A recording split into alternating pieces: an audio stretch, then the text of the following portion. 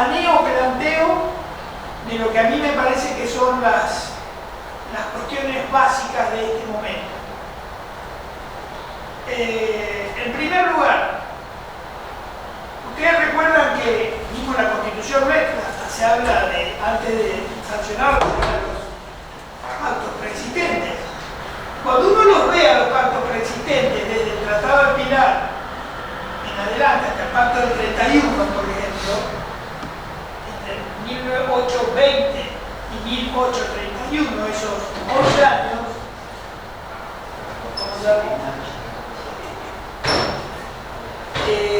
cuando uno ve, a mí en lo particular, ese periodo de 10 años siempre ha sido presentado, siempre me ha sido presentado, yo que no estudié historia argentina profesionalmente, como una especie de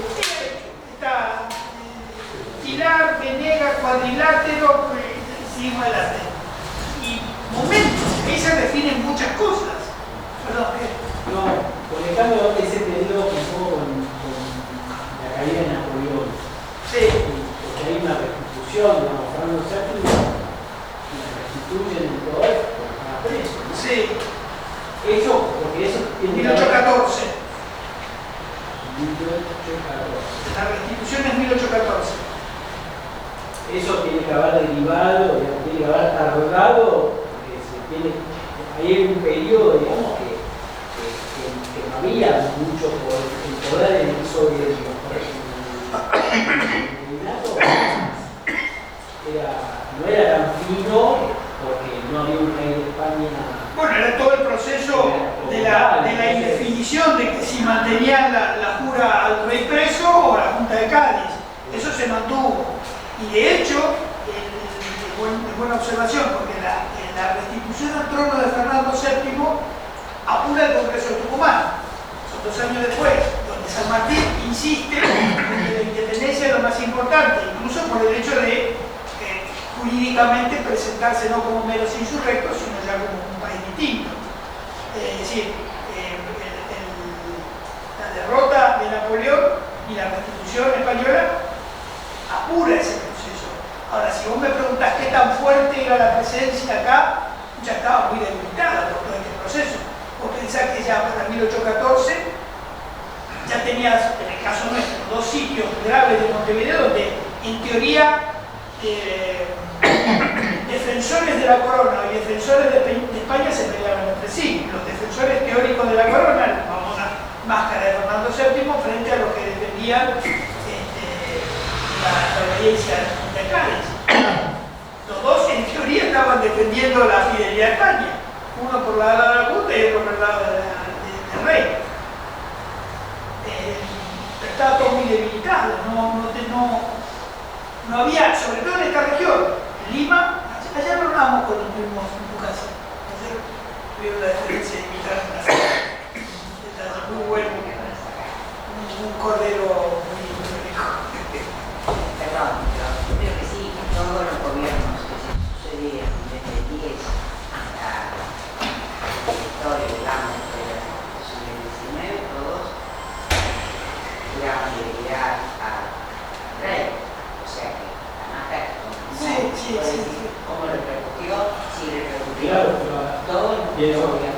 Eso, evidentemente, al tener la Junta de Cádiz por un lado, un rey que estaba preso, Fernando VII, digamos, no es que lo largan y dicen, bueno, 2 minutos, llega acá de vuelta. Es un rey débil, Es un que ya no pesa mucho y bueno, lo que dijo, se está tratando de mantener, a ver qué pasaba definitivamente, ¿no? Si se podían, si el rey se imponía, entonces jugaban a eso, a que los gobiernos juraran fidelidad a la corona, que es el principio político, que tendría que estar no corresponde al país, por más que pedacito, pertenece a la corona, cuando el rey vuelve, entonces ahí surge el problema. Eso es muy importante, la paridad de países. La España peninsular es par de la España americana, pero ambos sujetos a la corona. A la corona. Eso hecho real y no hay importante. país. Por eso, Grace, Cádiz, nada más, la figura del rey, eso valía. Exacto. Eso es el Sí, sí. Igual la vuelta no es directo ya el tema nuestro, pero la vuelta de Fernando VII a España es complicada. Es complicada. Está él debilitado en lo personal. Él es hoy en España, vos vas allá en un colegio, en cualquier charla, es el peor rey de la historia. Es más, se sigue mofando de ahí un programa cómico que me gusta mucho, que es de José Mota, muy gracioso, muy gracioso, y cada tanto que hacen sketch históricos muy buenos, y cada tanto ponen un séptimo y le dan, pero para que tengan. O sea que pero y ahí él y su entorno, no es solamente él, posiblemente su hermana que estaba acá era mejor que él. Posiblemente era mejor que él por las cartas y la ida y vuelta entre ellos dos. Ella era mejor que él, pero bueno, estaba acá, casada con el rey de Portugal, pero él y su entorno tratan de restablecer un modelo muy a la antigua usanza en cuanto al poder del rey, sobre todo porque con lógica se les estaba escapando de la mano todo, no solamente América. Vos pensás que España no entró en guerra civil porque España es así, y después entró en guerra civil, la guerra carlista, pero para muchos historiadores las guerras de independencia son una guerra civil o una especie de rebote de la guerra civil que no se dio en España. Vos no te olvides que, lo hemos hablado, en los ejércitos realistas había un montón de criollos, y en los ejércitos criollos había un montón de peninsulares. No había una división, como si, por ejemplo, en la guerra de independencia de Estados Unidos, que era claro, los colonios y los que venían de la isla. No había vínculo ninguno. Había habido antes, en la época de los asentamientos, había algunos que inmigrantes, pero claramente, cuando los ingleses toman las medidas militares contra los continentales, los mandan de afuera. No hay los registros hay, pero hay muy pocas tropas realistas británicas que sean de origen americano, muy pocas. En cambio aquí estaba totalmente integrado, muy mezclado. Entonces allá mismo en España él se encuentra con una posibilidad seria de que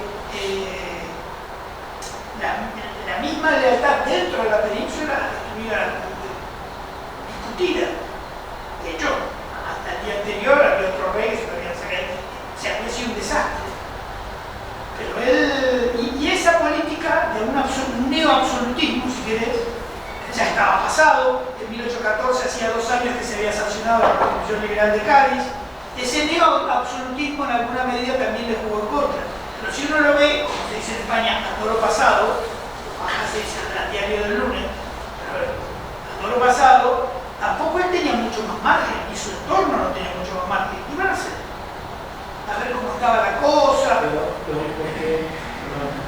Conectando esto con la idea que se quiere meter en general de la unidad latinoamericana y porque Argentina, y incipiente Argentina, tenía a Uruguay enfrente que les decíamos no vengan con nosotros. San Martín que cruza Chile y de ahí a liberar Perú en ningún momento, porque San Martín era gobernador de Cuyo. Sí. Mendoza, entonces en un momento está la idea de la unidad de Chile con Argentina. Bolivia se libera mucho tiempo después de Perú. Entonces, pero Santiago piensa que la misma unidad no está clara de lo que hoy son nuestras fronteras. Pero no, a lo que voy conceptualmente tampoco había una unidad de una patria grande, de una unidad latinoamericana, de Bolívar de San Martín, digamos. Era cada uno con su. No, y además, con su. Nunca hubo un sentido de unidad. Podríamos decir que hay una idea de unidad, en la época de la corona. La fragmentación viene después y obviamente es una fragmentación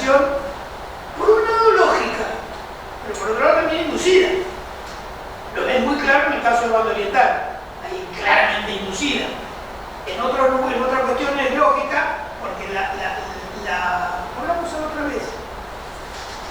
Cuando España, en el proceso de colonización, de esos 300 años de colonización, no se pasa a cuchillo a toda la población indígena de América, permite que las diferencias se mantengan. Entonces, la diversidad solamente pudo haberse visto unificada en la corona. Cuando la corona desaparece, reaparecen las diferencias precolombinas, cosa que en América del Norte no se dio. Es decir, nosotros podemos tener un vínculo muy claro con nuestro entorno inmediato en el Paraguay, con él, sí, una afinidad cultural guaranítica o hispano-guaranítica, por supuesto, en alguna medida también con Chile, con la cuestión de la barrera de la cordillera. Pero ¿qué afinidad tenemos nosotros con los indios de Colombia? Y nuestros indios. No era posible, excepto la corona. De hecho, que no lo hablé, pero alguna vez lo mencioné por arriba, buena parte del apoyo a los ejércitos realistas en toda América del Sur vino por parte de los indios. Gran cantidad de indios, empezando por los que traicionan a San Martín en el cruce supuesto por el parlamento, ¿te acordás, no? El primer parlamento que tiene San Martín con los mapuches para cruzar. Hay una mentira de ambas partes. San Martín les dice que va a cruzar por ahí y los tipos le dicen que sí, que muy bien, que van a decir, y inmediatamente dan el parte de por dónde iba a cruzar San Martín al gobierno realista en Chile. San Martín sabía que los indios le iban a mentir, los indios no sabían que San Martín les estaba mintiendo, pero en cualquier caso San Martín sabía que no podía contar con los indios que apoyaban al gobierno realista. De esa entrevista, yo no me acuerdo el nombre del cacique que se entrevista con San Martín, se me ha olvidado el nombre, pero le regala un poncho espectacular. Ese poncho lo tiene Moneta. Yo tengo la suerte de tener algo así, y ponérmelo acá una vez. Ese poncho de San Martín que le regalan. ¿Qué poncho es? Pero es un papa muy raro, porque no es el papa negro común, sino que es un papa algo así como veteado, medio azulado, tornasolado. Medio tornasolado, pesado, con una calidad espectacular. Una anécdota, porque además tuve la suerte de tener ese poncho con Jockey, trabajé un tiempo con ellos, 3, 4 años. ¿Cómo habrá llegado? No sé. ¿Cómo un poncho de esos? Pero paréntesis, Moneta tiene, ya muerto sus hijos, Cruz, tiene la colección de ponchos más increíble que hay en el país. Yo creo que supera lo que tiene cada liga, o sea. Tiene, por ejemplo, yo era jinete de la escuadra. Entonces, cuando hacíamos la presentación, alguna de las presentaciones, teníamos ponchos históricos de verdad. Yo montaba con el poncho de Paunero. Yo decía, pero bueno, yo no lo quería. Es el que comete la barbarie con el Chacho Peñalosa, ¿no? Pero yo montaba con el poncho de Paunero, el original. Había un poncho de Huiraldes, estaba el poncho de Agustín Pinedo, que muere en la batalla de Casero, el rosista que muere en la batalla de Casero, abuelo, bisabuelo de los Pinedo, de Mariano Pinedo acá y de Federico Pinedo que está ahora en el G20. Poncho de Rosa tenía 2. Tenía un poncho de Urquiza de verano. El de Urquiza, el de Rosas y este de San Martín que yo te digo no se usaba cuando montábamos.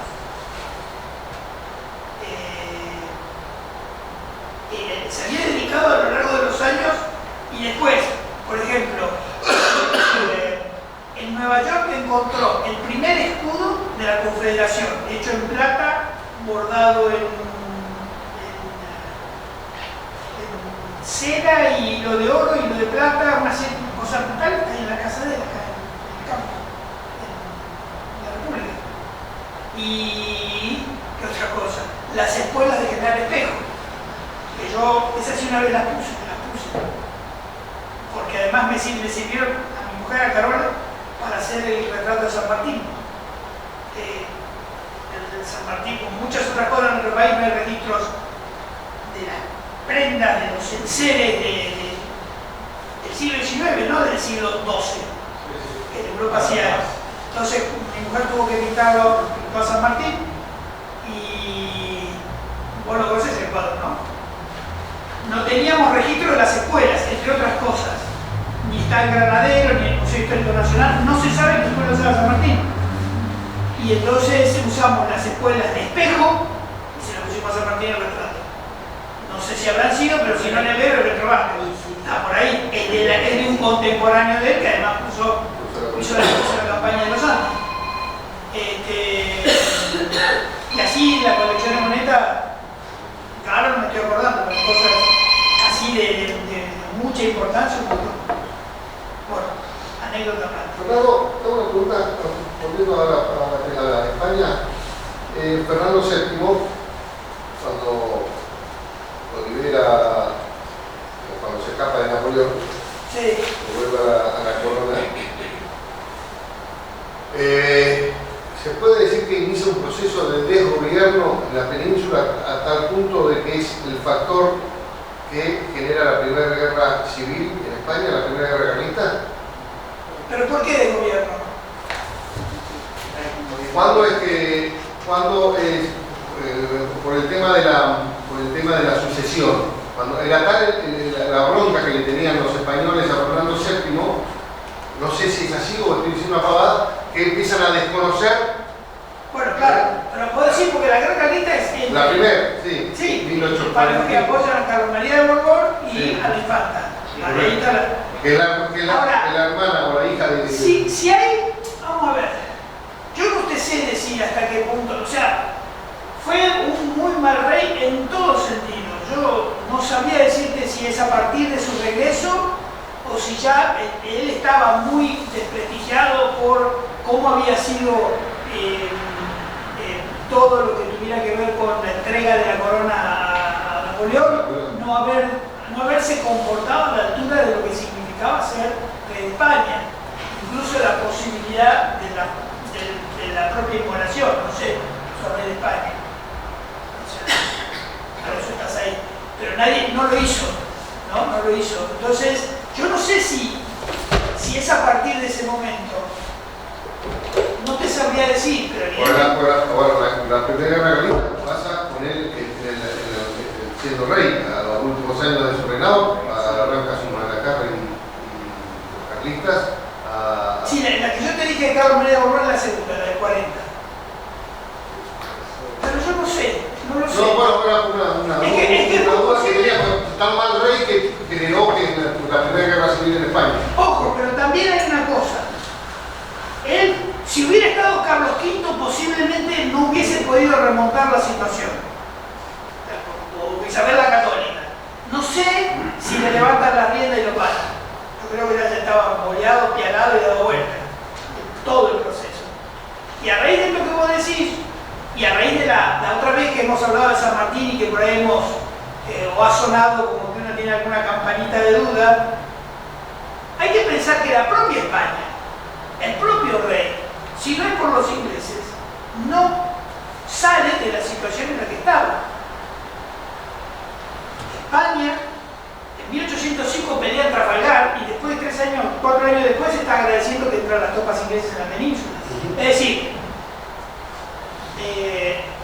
la crítica que podemos hacerle a San Martín sobre su vinculación con los ingleses no la podemos hacer ajena a la realidad en la que la propia España estaba en manos se había puesto en manos de los ingleses para su rescate. O sea, que ¿por qué San Martín iba a hacerlo de otra manera? También hay que verlo de esa forma.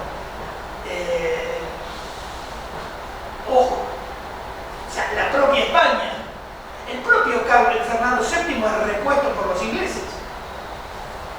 A los ingleses se dieron el gusto de reponer un rey en España. En ese contexto, lo de San Martín es más que entendible. Y no creo que, pasada todo el agua que ha pasado bajo el puente de esa época a esta época, San Martín fuese una persona que, a diferencia de otros, hubiese querido que esto esté gobernado por los ingleses. Nunca lo dijo, yo sé. Nunca lo escribió. Porque hay mucha gente, Carlos María Alvear, su alter ego, lo pedía a gritos. Y el Martín tuvo la finura de poder usar el plan inglés, montarse en el plan inglés, pero no llegar al punto de regalarle el país a los ingleses. Después lo hicimos más adelante, o no sé cómo decirlo, pero me quedé pensando esa cuestión, ¿viste? de San Martín, hay un punto en que es intocable, pero no solamente por la acción de él, sino porque el entorno, la realidad no era de él sola, sino que era, insisto, de la propia España. Y lo por ese lado, ¿no? A mí lo que me decía ahí es que el sector San Martín se termina afectando solo, porque Buenos Aires es el que da la espalda. Claro. Y uno tendería a pensar que los ingleses apoyaban a Buenos Aires, Sí, tenían bastante injerencia mucha. en Buenos Aires y por eso la relación de San Martín con los ingleses, hablo del mundo de la financiera, Sí. cómo se cumplió sus campañas, no queda tampoco tan claro, ¿no? Supongamos que... Como para como- sospechar, entre comillas. No, sospecha no, que para mí que queda claro. Queda claro, sí, no da lugar a sospecha, dice de claramente. Lo que probablemente sucedió, seguramente sucedió, es que el esfuerzo que los ingleses ponían de forma indirecta, en una parte se quedaba en una malversación de Buenos Aires para usar la guerra civil. ¿Me explico? Si los ingleses apoyaban la guerra de independencia, yo te apoyo 100% para la guerra de independencia, pues el redón decía, ok, del 100 va a 60 San Martín y 4 para pegarle a Artigas. No lo sé. Que por ahí San Martín no lo sabía tampoco. Que podía. No, yo no lo creo. Pero por ahí era un eslabón más bajo de toda esa diplomacia, ¿no? ¿Quién, San Martín? Y por ahí no sabía de todo, pero bueno. O como se diría en inglés, el commitment de él era ese. Bueno, lo dice varias veces. Por ejemplo, en este proceso vos tenés, a mí me llama mucho, hay un episodio que es conocido, el botín de Arequito, que sacan más en pergamino. Muy raro eso. Está el ejército del norte y está el ejército de los Andes. Son los únicos nacionales. Llaman de Buenos Aires a San Martín y a Belgrano para que vengan a pelear contra Artigas. San Martín le dice que no hay, porque no. Y Belgrano, en lugar de ir, cumplir la orden él, lo manda a Cruz. Pero sí, bueno, Bustos y otros más, que vienen para acá. Y en la sublevación, donde dicen nosotros no vamos a entrar en la guerra civil, está Paz. Paz se subleva en Arequito para no pelear contra los federales, cuando él después va a ser uno de los paladines del militarismo, en teoría. Finalmente eso hace caer el gobierno de Buenos Aires y finalmente eso da lugar a la batalla de Cepeda y al Tratado de ¿Por qué? Aunque hablamos hablado recién, comentado recién, esos procesos a veces uno los pasa por rápido y uno no se da cuenta de lo fundacionales que han sido. En el momento en que todavía la definición de unitarios y federales no estaba clara, uno la ve clara hoy, 200 años después, pero los tipos que participaban en eso, Dorrego, por ejemplo, en todo este periodo no hizo más que pelear contra la provincia electoral y defender los intereses de Buenos Aires, el paladín del federalismo. Paladín del federalismo dentro de Buenos Aires. Y ha tenido actuaciones, porque nada es blanco y negro. Nada es blanco y negro. Yo creo que Paz fue mucho más federal que Rosas. Creo esto por una cuestión histórica de cómo se ve el desarrollo de su proceder, no solamente de lo que dice, de su proceder. Cuando él organiza la Liga del Interior, junta más provincias que el Pacto Federal. Yo a lo que iba ahora desordené el orden que pensaba. Pero en alguna medida lo que yo quiero plantearles son tres temas. El proceso de los pactos preexistentes, la aparición de la Liga Unitaria o Liga del Interior, que tenía más, la Liga Unitaria tenía más provincias que la Liga Federal, y la Liga Federal del Pacto del 31.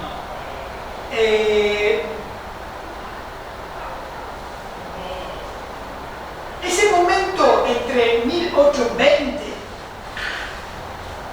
y pongámosle la muerte de Quiroga en el 35, pongámosle un poco más, hasta el año 40, la sublevación de la Valle Última, son 20 años. Esos 20 años son cruciales en nuestro país. Y en esos 20 años, si uno ve el mapa, que me falló la tecnología porque tenía un mapa donde se veía las provincias que forman, imaginen la Argentina,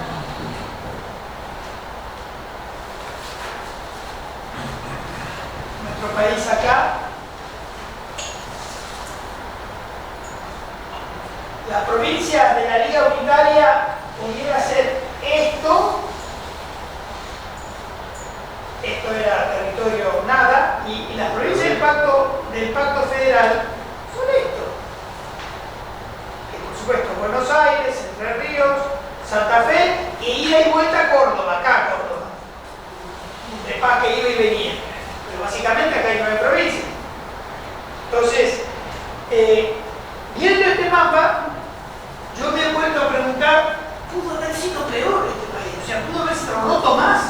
Ya no solamente con la desaparición del bando oriental, sino que se pudo haber roto aún más, porque acá había una división clara en la que este sector de la Argentina se puede ir para acá. Y esta parte del país todavía estaba, no era un proyecto. Entonces yo pienso, o sea, comparando con la idea de lo de bando oriental, que siempre ustedes me han escuchado ser muy nostálgico respecto a esa pérdida, pudo haber sido peor. Podríamos haber estado hablando de 3 países distintos.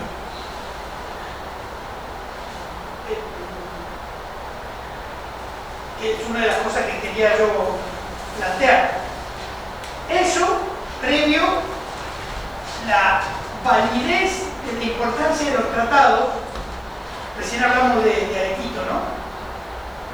¿Por qué es tan importante ese punto en el cual lo que es el embrión del Ejército Nacional, o podría llamarse directamente el Ejército Nacional, se subleva y da lugar al primer pacto federal? ¿Por qué? Porque después del motín, las fuerzas federales, sobre todo las de Ramírez de Entre Ríos o la de López en Santa Fe, producen el 1 de febrero del 20 la batalla de Cepeda. La batalla de Cepeda, por primera vez, ya claramente las fuerzas federales derrotan a las unidades. Fuerzas federales, básicamente las de Entre Ríos y Santa Fe. Las fuerzas federales de bando oriental estaban empeñadas en el tema de los brasileros, con la ayuda de Buenos Aires, a los brasileros. Rondó, cuando fue director supremo, hay una carta de Rondó al gobernador militar brasilero en banda oriental, diciéndole que no solamente le parecía bien que estuviera ahí, sino que le ofrecía el ingreso hasta el río Paraná para sacarse de encima. Ya estaba Artigas liquidado, estaba por ser liquidado, para sacárselo de encima a Ramírez, porque además es Entre Ríos por intenciones. ¿Y qué pasa? Eso a mí me explica, por eso este curso a mí me viene bien para conocer esto. Siempre, y lo hemos comentado, mi pregunta es por qué parece que Buenos Aires, después de haber estado empeñada en sacarse de encima la banda oriental, después de hacer la guerra al Brasil. Y sobre todo porque eso implica la caída del gobierno. ¿Y por qué? ¿Cómo puede ser? Y después, viendo estas cosas, me doy cuenta que, claro, Buenos Aires se quería sacar de encima este problema, o sea, se había sacado, sobre todo Entre Ríos, que es la heredera natural, y de hecho Entre Ríos da personajes como Ramírez, da personajes como Urquiza, y los dos lo recordan. O sea, gente muy importante en la verdadera causa federal. Claro, lo que pasa es que Buenos Aires quería que empezaron a pensar que no sea cosa que después de bando oriental realmente lleguen al Paraná, y ahí la cosa se le complica a Buenos Aires. Es decir, no sea cosa que, si ya están en Montevideo, lleguen a esta parte, no a la banda oriental, sino a la banda sur del Río de la Plata. Es decir, Buenos Aires quería un daño calculado, controlado, acotado. El daño tenía que ser banda oriental. Pero si de repente ya estaban, además de los brasileños, más en banda oriental, y realmente se aceptaba con el proyecto llegar al río Paraná y de ahí controlar todo esto, ya a Buenos Aires se le complicaba de verdad. ¿Pero por qué Rondón le escribe esa carta al brasileño? Porque Rondón está en un momento de la historia en lo cual, ponerle que sea la carta de Rondón, la guerra de Brasil, debe haber sido 4 o 5 años antes de la guerra de Brasil. Una cosa es decirle a ellos que lo hagan y otra cosa es que realmente se te venga encima. Además, Rondón termina políticamente muerto, lo mismo que Rivadavia. Yo creo que habría, dentro de la línea de Buenos Aires, habría gente más extrema y menos extrema.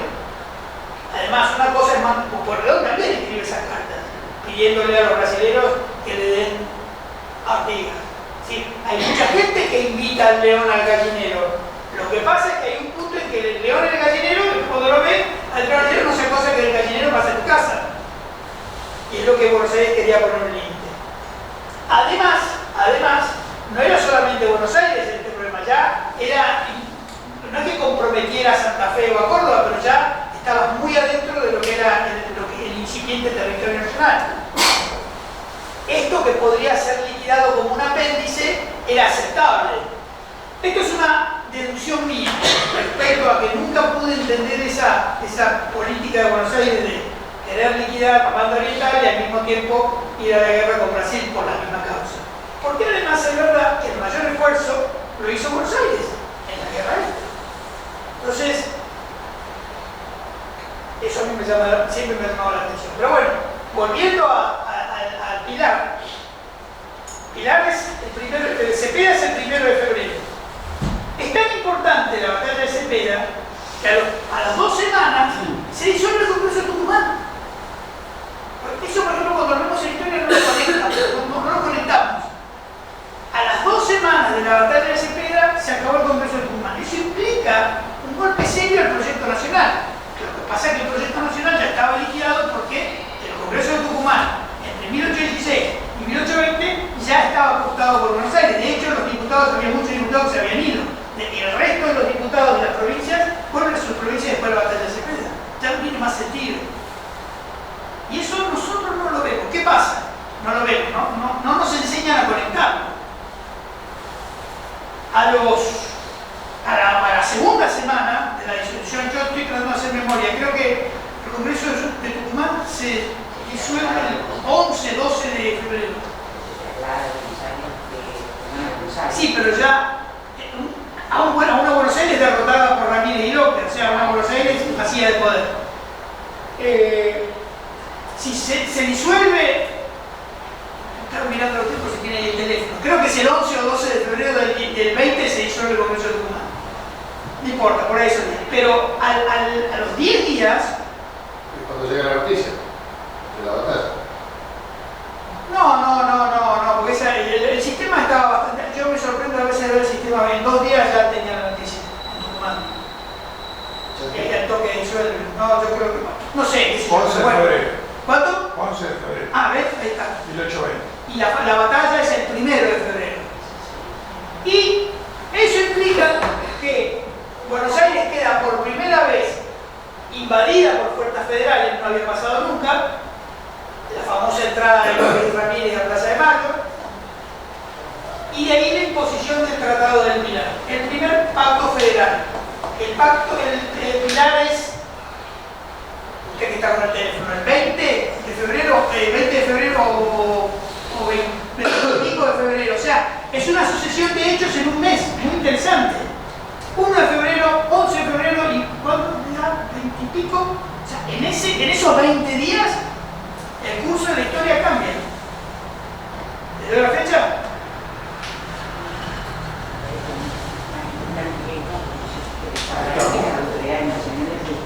El 23 de febrero. 23 de febrero. Se van sucediendo una serie de gobernadores que no los aceptan con Capullo. Claro, es que la idea de lo nacional no estaba. Cuando se firma el Tratado del Pilar, exige la disolución de las autoridades nacionales, el directorio del Congreso, ¿verdad? Se van sucediendo cosas insólitas, pasan el poder a manos del Cabildo, una institución local. Sí. Es una cosa que no corresponde, pero bueno, el Cabildo empieza a nombrar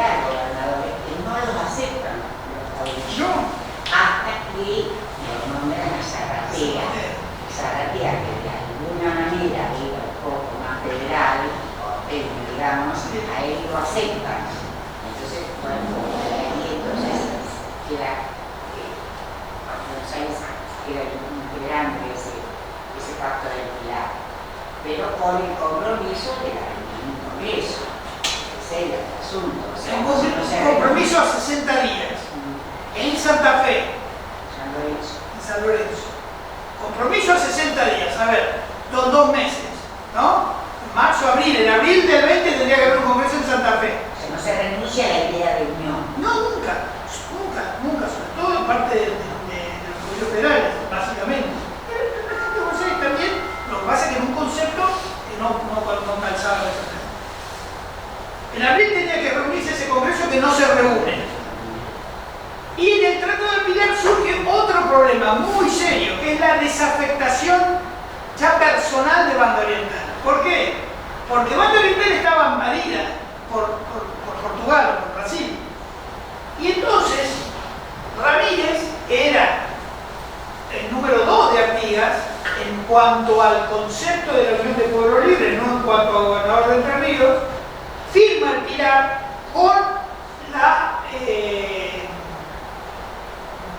con la espera de la aprobación de Artigas, que estaba imposibilitado de toda imposibilidad. Pero lamentablemente eso lo toma Artigas como una traición.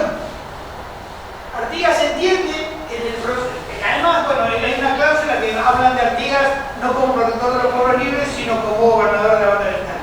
Pero yo, que soy muy artiguista y muy ramirista, si yo lo pudiera poner ahí a los dos, pero fue un error, porque no había manera de que Artigas pudiera presentarse como jefe en una liga regional o territorial, sobre todo que no tenía poder, ya no tenía poder en la propia Banda Oriental.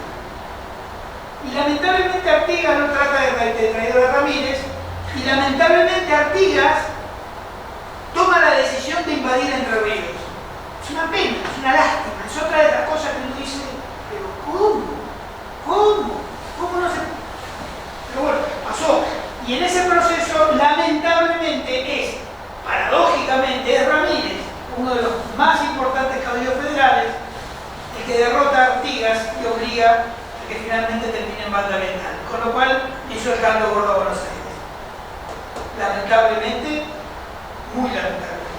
Porque, bueno, en ese punto, ya la desaparición de Artigas como persona política genera un vacío muy grande en el mundo de los caudillos federales, porque yo no sé si el subte personal o ideológico o intelectual era tanto más superior de Artigas a Ramírez o a López, pero es muy probable que sí. Es muy probable que sí, con otra calidad desde todo punto de vista. Pero claro, eso provoca que el mayor componente humano en el Partido Federal queda descabezado.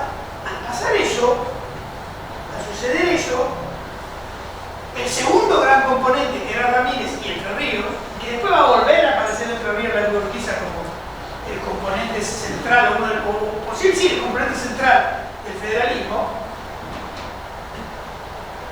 Buenos Aires encuentra un punto de respiro en 1820, en ese momento, pero esos meses, en esas semanas, hay un respiro.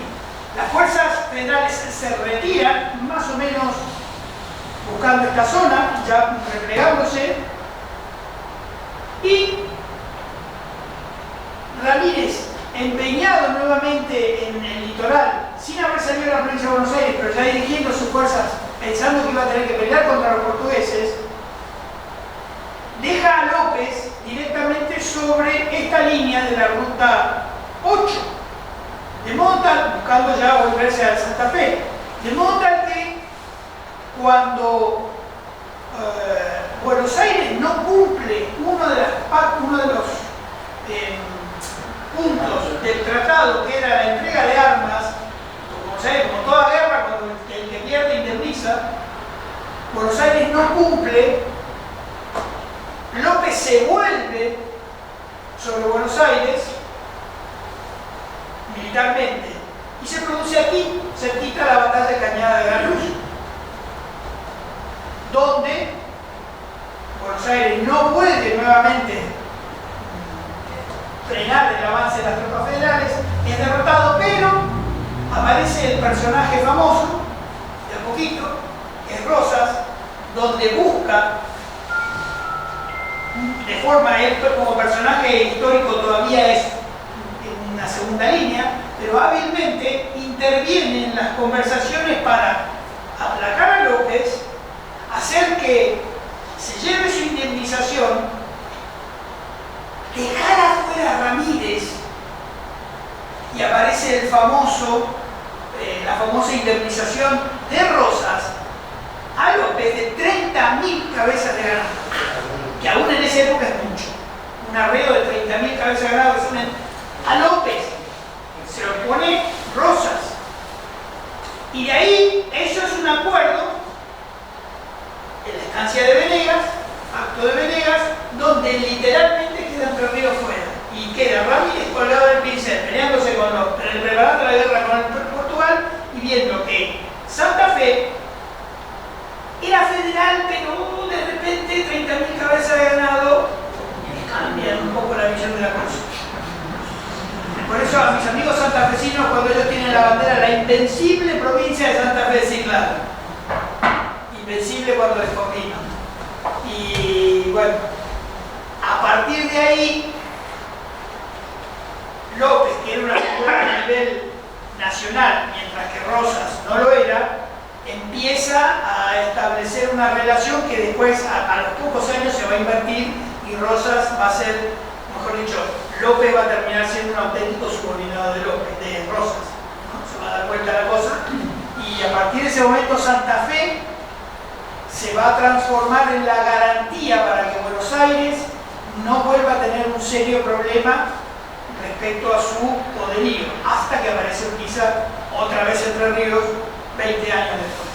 Pero eso es para más en otro momento. Pero me quiero detener acá porque nuevamente el otro gran problema que podía tener Buenos Aires respecto a su poderío y respecto al control del río, que era Entre Ríos, queda otra vez fuera. Ramírez reacciona, pero claro, tiene a Santa Fe en contra, a Bustos en contra, que Bustos también, Córdoba en ese sentido nunca fue. Vamos a ver, si yo pienso en las provincias o los personajes realmente federales convencidos, tampoco fueron tantos. Fuentes no era federal, Quiroga no era federal, Rosa ni hablar. Pensantes. En los unitarios tuviste Esteban Echeverría, tuviste Alberdi, tuviste un montón de cráneos de la generación del 30. La generación del 30 eran dos cráneos y eran unitarios. Sí. De los federales, ¿qué pensantes sacaron? No, muy poco. Que haya puesto eso para el desarrollo del país en base a un supuesto federalismo. No, ¿No hay pensantes? No, eso es cierto, la intelectualidad federal, si querés llamarlo de alguna manera, no existe porque evidentemente, lo he dicho ella muchas veces, vos no podías hablar con Felipe Ibarra, el gobernador de Santiago del Estero, que era un animalito de Dios.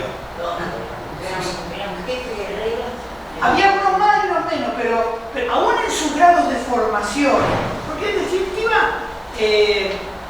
muchos tenían, el nivel secundario lo tenían, pero claro, no habían estado estudiando, como podés vos mencionar, en el caso de la generación del 37 o antes, Belgrano, toda esa gente, no lo tenían. Es verdad, la Argentina en ese punto no tenía una intelectualidad federal. Y, un paréntesis, en la sublevación de los libres del sur, que eran federales, Salvador María del Carril, el hijo que era abogado, que los manda, Rosa los manda a degollar, que eran federales como él, se supone que eran los que estaban escribiendo la base del federalismo.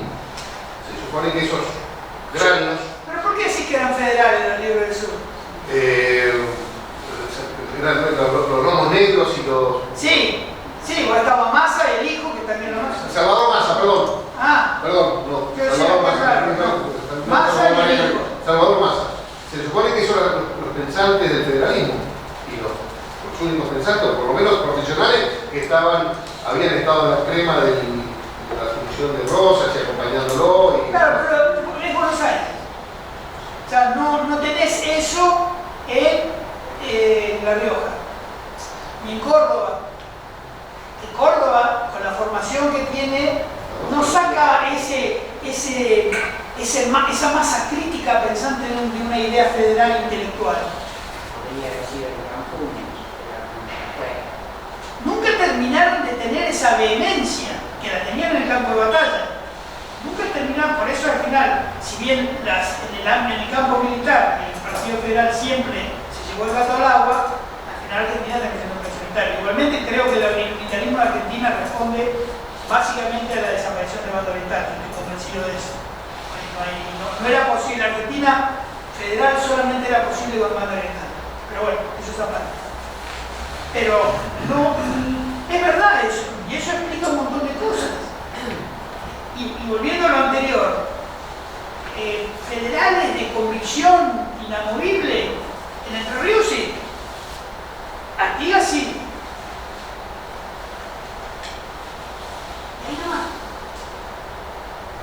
Y ahí nomás. Entonces en el fondo no entiende por qué. Quiroga decía que era unitario. Quiroga decía que él creía que el mejor sistema era unitario, pero como todo el mundo iba para el lado federal, él seguía un poco la corriente del pueblo. Él lo ha dicho varias veces, está escrito. Buscás ahora que está re fácil en internet, los dichos de Quiroga acerca del unitarismo, él estaba convencido que eso. Es decir, por eso, una vez que desaparece la banda oriental, todo se desbarranca, es más fácil. Y en el caso de, después del Tratado de Pilar, después de Venegas, cuando Ramírez se encuentra solo en esto y tiene que pelear contra López y contra Busto. Ni siquiera Buenos Aires interviene y lamentablemente en el 21, en julio del 21, muere, lo matan en Córdoba. En una patriada que, si uno lo analiza, no tiene mucho sentido, más la traición de Mansilla. Ramírez comete el error tremendo de convencido, porque hay algunos escritos interesantes de Ramírez. Ramírez no era solamente el Pancho Ramírez, el supernotorial, sino que realmente no era una elevada mente intelectual, pero para la época él hay unos escritos interesantes de él sobre cómo él veía a Buenos Aires. Y nunca la vio como una provincia, ¿cómo podemos decir? Nunca le negó la condición superior. Lo que pasa es que entre no negar la condición superior y que directamente arrasar al país, ahí estaba la diferencia. Y entonces él comete el error de confiar, cuando él repliega Entre Ríos, de llevarse a Lucio Mansilla, pensando que era un nexo político con Buenos Aires. Y entonces le confía, porque pensaba, y ese es el error de Ramírez, un error político muy grave, pensar que Buenos Aires, había una parte de Buenos Aires, la de San Mateo, que realmente iba a cumplir la cuestión del Tratado del Pilar en función del federalismo. Y él cree, erróneamente, que Mansilla está en esa línea. Entonces le confía la retaguardia de la entrada a Santa Fe, pasa por Santa Fe, con un genio grande que fue Anacleto Medina, oriental, que lo acompaña a él, muere con 90 años en la guerra civil en Uruguay. De esos de leyenda, muere con 90 años en combate con 90 años, y lo van a tomar prisionero del Partido Blanco, y lo van a tomar prisionero y a caballo de grita: soy el general Anacleto Medina, no me rindo. Fue una barbaridad, porque ese tipo era un ícono, pero bueno, es cosa de la guerra de ese. Bueno, Anacleto Medina, que era joven y era el segundo de Ramírez, cruza con él. Es el que le saca la delfina del caballo cuando ya lo matan. Se conocen en el cuento, ¿no? ¿Lo saben o no? Una cosa, los escritores italianos dicen que nunca le dijeron Pancho. Puede ser. Sí, yo creo que un personaje de eso yo no me atrevería a decir de Pancho. Dice. Pero contarle lo de la delfina, Sí, pero cuando él, Ramírez era frecuente en los ejércitos del siglo XIX, y no eran ejércitos profesionales en el sentido del siglo XX, donde se combatía, donde los soldados combatían sin el apoyo de la chusma. La chusma es el apoyo a los ejércitos en avituallamiento, comerciantes, muchas veces las familias, al no haber un buen sistema de sanidad para herir y cuidado de heridos, las propias mujeres de los soldados iban con los ejércitos, una cosa horrible, pero acompañaban y atendían a sus propios maridos heridos, formaban parte de eso. Gran cantidad de prostitutas, gran cantidad. Niñera, ¿no? Le decían. ¿Las? Niñera, creo que se llama. Ah, no lo conocía el término. Creo que sí. Entonces era frecuente que se entrara en combate o se hicieran campañas donde hubiese familia, personajes próximos a él. Bueno, Ramírez tenía una compañera que era la famosa Delfina, que no se sabe bien si era oriental o si era portuguesa, era pelirroja. Y lo acompañaba a él siempre, y siempre, al caso, igual que Juan Azurduy, iba en uniforme militar, montaba a caballo, paréntesis, montaba a caballo a horcajada. Ese cuento de que las mujeres tienen que ir de costado lo trajeron los ingleses en la época victoriana. Nuestras mujeres montaron a caballo siempre a horcajada. No existe eso hasta que no aparece la idea de un supuesto pudor de que las mujeres deben ir de Decíselo a los costado. que organizan el desfile. Sí, tal cual. Decíselo a los que lo organizan el Se lo desfile. hemos dicho, yo se lo he dicho. No, incluso que no te dejan meter yeguas. No. Ni padrillo. Como si la guerra no hubiese venido con yeguas. No, y ni padrillo, sí. Lo que pasa es que no se... Pasillos es más o menos, lo manejás. Si manejás caballo, si manejás, no va a haber problema. Ahora, si viene Yo no me dejaron entrar con padrillo. Ahora sí. En la época de muy alto, estaba por el río como... Y yegua también. Yo desfilé con padrino, nada. Bueno, vos podés entrar más manga que yo. No vieron que era padrino. O no lo vieron, lo había metido un poco arriba. Claro. Bueno, ¿cómo fue? Que no se montaba horcajada. Que se montaba horcajada. Las mujeres siempre montaban horcajada, sobre todo en una necesidad lógica de la vida diaria, tanto sea en viaje. Imagínense un viaje a caballo así. Está más peligroso. O sea, no. Nuestras mujeres, y las mujeres inglesas tampoco. Eso es una costumbre, fíjense, en las representaciones aparecen en la segunda mitad del siglo XIX.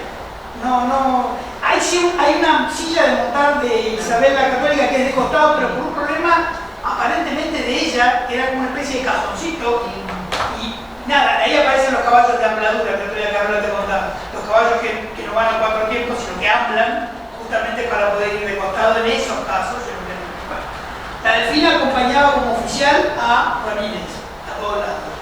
Cuando en Santa María del Río Seco se encuentra Ramírez en su propia avanzada, solo y con la traición de Mansilla, tiene una partida de, no sé bien, pero debe haber sido menos de un escuadrón, un poco más de una sección, un escuadrón, son 4 secciones, 3 por 120 hombres menos, tendría dos secciones de caballería, estaba totalmente solo. Lo enfrenta una partida de cordobeses, de Bustos, la rechazan y se repliega la gente de Ramírez. En la vuelta le agarran a la mujer ahí, no, al telegonero esa pasa. A ella la sacan de la montura y se la arrebatan, la tiran del caballo y queda ahí. Cuando está en una disparada, Ramírez para el caballo, para Anacleto Medina con él, y Anacleto Medina le dice no vuelva. Y él le contesta, yo me basto con esos 4 tunantes. Vuelve, les parte la cabeza a los tipos, pero uno de ellos, le levanta a ella, viene Medina, se la pone en el caballo, es de película, se la pone en el caballo a Medina, salen los 3 y Bedoya de atrás le pega un tiro y lo mata a Ramírez. Una tragedia, desde el punto de vista político, yo ni lo quiero contar, yo le tengo tanto amor a Ramírez, porque me da mucha pena eso, me da pena porque se termina un proyecto, pero bueno, sí, es novelesco. Y ahí queda muerto él y le mandan la cabeza de Ramírez a López, que tiene en el Cabildo de Santa Fe, no sé cuántos días en una jaula.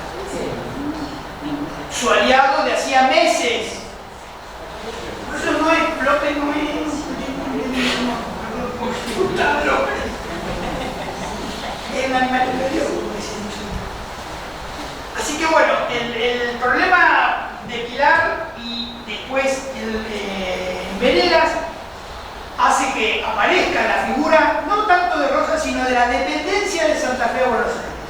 O sea, yo quiero, al margen de las personas, se establece una dependencia de Santa Fe hacia Buenos Aires. Que eso se va a marcar definitivamente cuando eso se confirma en el Tratado del Cuadrilátero, donde Buenos Aires establece que se va a hablar de un Congreso Federal que nunca se va a cumplir, que si va a ser en Córdoba, que nunca se va a cumplir, donde Entre Ríos tiene un gobernador títere, por primera vez tiene un gobernador títere, que va a ser primero Mansilla, después más adelante va a ser Echagüe, hasta que llegue Urquiza, pero básicamente Entre Ríos pierde la posibilidad de ser la nueva cabeza del federalismo, queda descabezada. Hay un intento de rebelión por parte de Ricardo López Jordán padre, que era medio hermano de Ramírez por parte de su madre, por parte ahí se me olvidó el nombre. Tadea Jordán. Tadea Jordán era la madre de Ramírez y madre de Ricardo López Jordán padre, por lo cual Ricardo López Jordán hijo, el que hace la revolución que mata a Urquiza, es sobrino de Ramírez. Bueno, sí, no, eso es el personaje.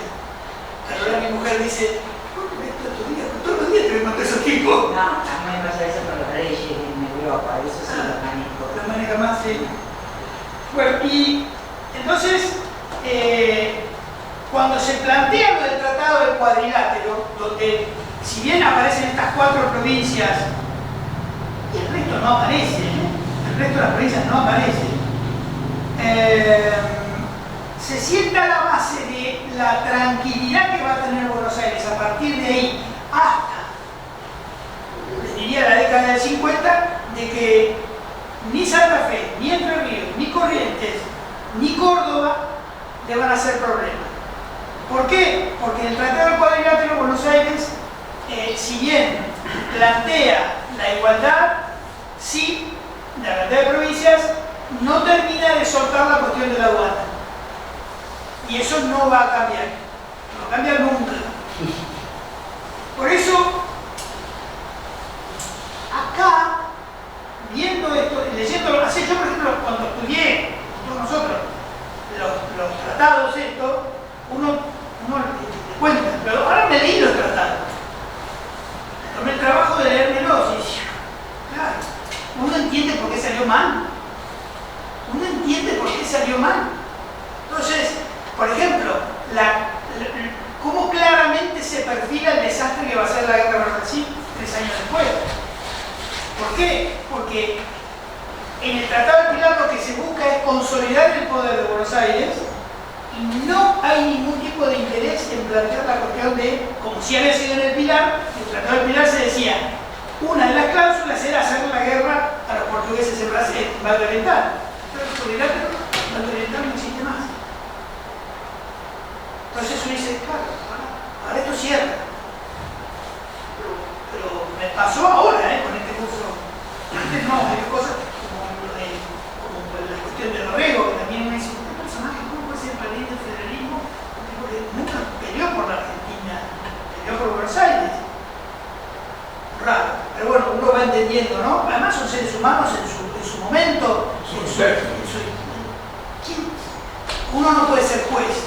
Uno no puede ser juez a menos que detecte una cuestión muy marcada de actitudes antipatrióticas. Puede tener opiniones, pero juez es difícil ser juez y no corresponde además, ¿no? No nos corresponde.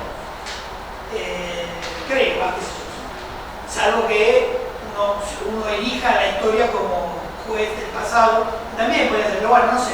Yo creo que los hombres que se encuentran en esas circunstancias, salvo que tengan mucha mala fe, es muy difícil hacer un juicio negativo así ligero. Creo.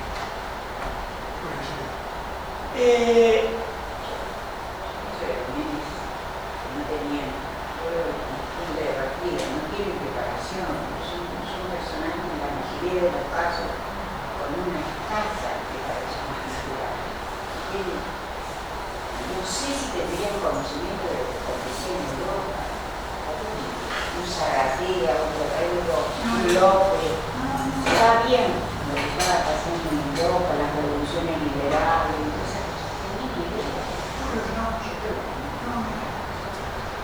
Sí, la gente en Buenos Aires. Pero es lo que decía Martín recién, ¿no? No hay un núcleo intelectual federal y ya cuando Urquiza pretende hacerlo, cuando funda el colegio, la fraternidad, que la funda en el 43, por ahí, fíjese qué año lo funda la fraternidad. El gremio del ferrocarril. No, porque es el colegio de la fraternidad, en Concepción del Uruguay, donde fui a estudiar mis abuelos y mi abuelo.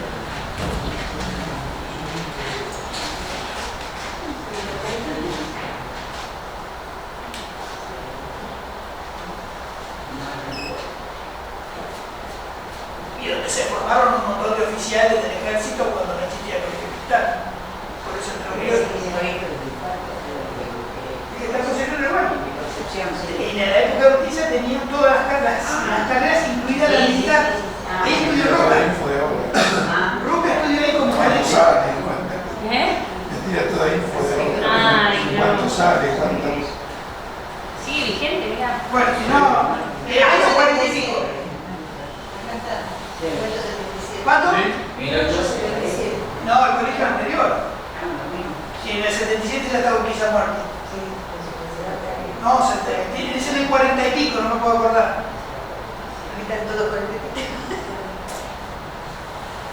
Frater. Hasta Frondizi estudió ahí. Frondizi estudió ahí.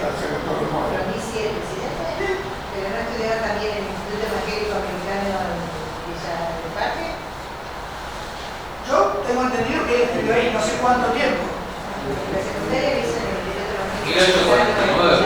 Puede ser. Decía que eso. Bueno, habría que ver qué paso tuvo Frondizi en el Rey.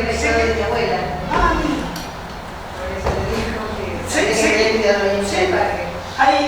Habría que ver qué paso tuvo por ahí. Hay un momento que. Me lo contaba mi abuelo. El momento que había estado ahí. 1849. Sí, yo me acordaba que 40 y pico, pero no me acordaba. Bueno, recién ahí se intenta crear un núcleo intelectual, pero ya es tarde. Ya había pasado mucha agua bajo el puente y ya había secado la sangre del río. Entonces, incluso el mismo colegio de la fraternidad alimenta una idea de una Argentina muy distinta a la de Ramírez, López, toda esa gente. Entonces, de hecho, Roca sale de ahí, comentamos recién, entonces ya no tienen ese fuego federal, ya se había perdido. A mí me queda, llegado a este punto, abordar la cuestión de la guerra con el Brasil, la Liga Unitaria y el Pacto Federal. A mí me parece que esos tres elementos nos ponen en la línea para saltar a la organización nacional concebida como la que nosotros vamos a ver a partir de la época de Urquiza, ¿no? A mí me queda esa parte y lo quiero encarar, lo voy a encarar en la próxima charla, porque como esta es la última de este momento, a diferencia de cuando éramos chicos que había hora libre, yo lo que tenía pensado es hacer un cambio grande de la temática, porque en algún momento gente que ahora ya no están, algunos sí están, me habían planteado una charla distinta sobre un tema más de actualidad, entonces hoy lo voy a hacer. Sobre todo porque por mi área natural de especialidad me han preguntado mucho por la situación actual en Israel y entonces vamos a, si les parece, charlamos 5 minutitos de la crisis actual en Gaza. Cambiamos completamente de tema, pero es un tema que me han... En algún momento, Alejandro, vos también me lo habías comentado. Sí, a mí me interesaba. No sé, no. Sí, pero bueno, digamos que como un... Teniendo un especialista en el tema era un crimen no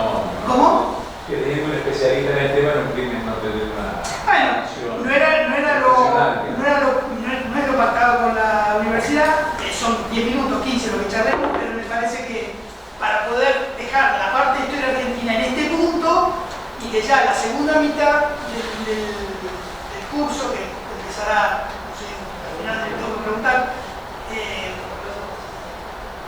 bueno, ya encaremos y llegamos, el taller termina en la Revolución del 90, la Revolución del Parque. El día mí era terminar la Revolución del Parque. O sea que arrancaríamos la segunda mitad. ¿Cuándo? O sea que no tengo claro si ¿Cómo es, nos enteramos? hay que preguntar, porque estamos acá. No sé, tú. Hay un número que tenemos que es Mica, que es la chica de la universidad. Ah, sí, la que pasa a Mica. Que es la que está en la info. O sea, yo cuando pago le mando a ella el comprobante ahí. Ah, ok, Y ok. ella es lo que manda. Bien, entonces, ella seguro que sea, porque me mandó un mensaje diciéndome que hoy era la última clase, me lo confirmaba, y me dijo que después teníamos que una reunión para ver cómo seguíamos en el segundo mitad. No sé qué sea. En cualquier caso, ella sí va a saber. Así que bueno. A ver, ustedes saben que en octubre de este año pasado hubo un asalto fuerte por parte de la organización Hamas al territorio israelí. Y eso fue un cambio muy grande en cuanto a la dinámica de la región. La región tiene una dinámica muy alterada permanentemente, no es una región fácil, es la más complicada del mundo. Y yo tengo como uno lo ve esto, en lugar de entrar en la época, bueno, cuando se dividió Gaza, más o menos podemos ir abriéndolo, pero yo lo que me interesaba, porque la mayoría de la gente me pregunta es, y por lo que yo trabajo, es cuál es la situación actual a raíz de esto, ¿no? ¿Qué pasa hoy a raíz de un ataque tan duro, no solamente por la cantidad de gente y los secuestros, sino también por la sorpresa que significa que Israel haya sido atacado de esa manera tan, entre comillas, fácil, ¿no? Entonces, obviamente, todos más o menos van viendo lo que va pasando por los medios y demás, pero no sé hasta qué punto hay una familiarización con el tema, así que lo que les parezca que me quiera preguntar va saliendo de la charla. Lo que sucede hoy a raíz de ese ataque es que por primera vez desde la creación del Estado de Israel y de la partición, que es del año 48, por primera vez Israel se encuentra realmente comprometido en todos sentidos, en el sentido militar, en el sentido diplomático y en el sentido político interno. No ha sucedido esto antes. No territorial. No, territorial todavía no. Lo que pasa es que la cuestión territorial, al no tenerla resuelta, es como una especie de cuerpo extraño que te genera PUS. Yo te estoy hablando de la PUS, que es un problema militar que no puede resolver, un problema diplomático que todos los días se le complica y un problema interno que se resiente cada día. Claro, lo que pasa es que el problema territorial, obviamente es un problema territorial, es la base de la cuestión. Pero tiene una repercusión. ¿Cómo? Viene de su génesis el problema territorial. Claro. El nacimiento es una explicación territorial. Exacto. Lo que pasa es que después la génesis es territorial, pero hoy tiene un componente social y religioso que en la época de la partición no lo tenía. Entonces eso te cambia completamente la ecuación. En la época de la partición, sí, la primera guerra del año 48, cuando pasa la primera guerra árabe-israelí, es una cuestión meramente territorial. Después eso se va complicando, pero se va complicando también porque hay una guerra en el 67, donde Israel toma Jerusalén Oriental. Al tomar Jerusalén Oriental, como decía un profesor mío, 6 días. sí, la del 67, sí. 73. Al tomar Jerusalén Oriental, yo tenía un profesor que decía una frase buenísima, es: Israel sacraliza el conflicto. Pasa de lo territorial a lo sacro. ¿Por qué? Porque tocas la mezquita de Al-Aqsa. Y entonces te pones de sombrero a todo el mundo musulmán y ya no a los palestinos que tenés atléticamente. Y eso no ha cambiado, y eso además se ha ido, la la infección ha ido cobrando cada vez más fuerza. Entonces, lo curioso y lo que los israelíes, sobre todo en el ámbito interno, les cuesta no entender, pero les cuesta aceptar, es que cómo es que ellos, siendo víctimas o objetos de un ataque masivo como el del 7 de octubre, ahora todo el mundo está en contra de ellos. Y eso es un análisis muy, muy importante. ¿Cómo puede ser? Menos Milei. ¿Cómo puede ser? Milei, que por suerte ha decidido bajarse de la idea de mover la embajada nuestra a Jerusalén. El grupo en el que estamos hemos formado parte de la gente que hemos hecho todo lo posible para que Cancillería baje línea y no siga con eso, porque va a ser un desastre de todo punto de vista, un desastre de todo punto de vista. Entonces, la situación actual es esa. Israel está, para mí, en una situación de alta debilidad, a pesar de haber sido víctima de un ataque terrorista en toda regla. O sea, no hay duda de eso. Y en el punto de vista interno, que para mí es lo que en definitiva más golpea la capacidad de resistencia israelí, es que, en primer lugar, es medio inexplicable que, a ver, la frontera queda más cerca, queda como de Bagues acá, ni Duga, ni Villalía, no, de Bagues acá, y con los sistemas que tienen los israelíes de prevención, que se les haya escapado no es alguien, se les escapó un hipopótamo. Ahora hay un informe que dice que no, que ellos sabían. Bueno, me alegro que lo diga el informe, yo acá no lo digo en público. La crisis. No sabían que iban a hacer la crisis del gabinete de otros días, el gabinete de guerra que sacan y queda en la parte más dura, reconocen que ya sabía. No sé si ustedes, yo conozco la zona y conozco el país bastante. No hay forma. Es que uno, parándose en una tarima, en un balde, lo ve venir. O sea, no. Profe, y hay unas unidades ahora militares que en su escudo tienen la ampliación de Israel, agarrando parte de Irak, del Líbano, pero está dibujado en el mapa. Ya es un Israel mucho más grande. Lo vi hace poquito. Lo sigo al conflicto de la misma manera. Hay gente que piensa eso, obviamente. El razonamiento sería que dejaron que esto pase para poder tener territorio. Para poder tener un poco de. Bueno, forma parte también de la crisis política. Sería una especie de Pearl Harbor, ¿no? Propio. Pero lo que pasa es que no sale bien y que no podía salir bien. A lo que voy, internamente, hay gente que piensa así, lo conozco, hay gente que piensa así, pero eso, aparte de que no sea sostenible, Israel tiene un serio problema interno respecto a su población combatiente y no combatiente, que no queda claro quién es quién. Yo una vez me pasó tuve varias experiencias, pero una cosa que a mí me marcó mucho es que, estando en el sur de Israel, en lo que es la ciudad de Eilat, donde converge el Mar Rojo y se junta Israel, Jordania, Arabia Saudita y está frente a Egipto, uno lo ve, se para en un punto de Eilat y de los tres países. Me acuerdo que yo estaba ahí, llega un camión, un jeep, un vehículo con 6 ruedas, todas chicas, militares, israelíes, paran ahí en la playa, se bajan, 5 o 6, se sacan los uniformes, quedan en bikini y un par de topless, con los fusiles, se queda una con los fusiles en el vehículo, las otras se van a nadar.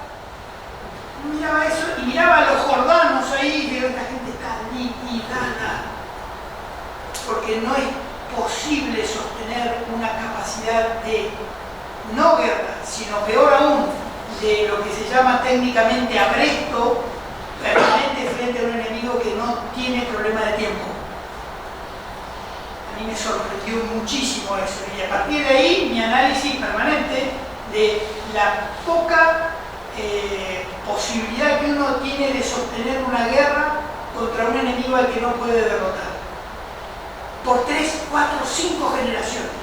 Es decir, si mi abuelo peleó contra esta gente y yo sigo peleando contra los mismos, tengo un serio problema.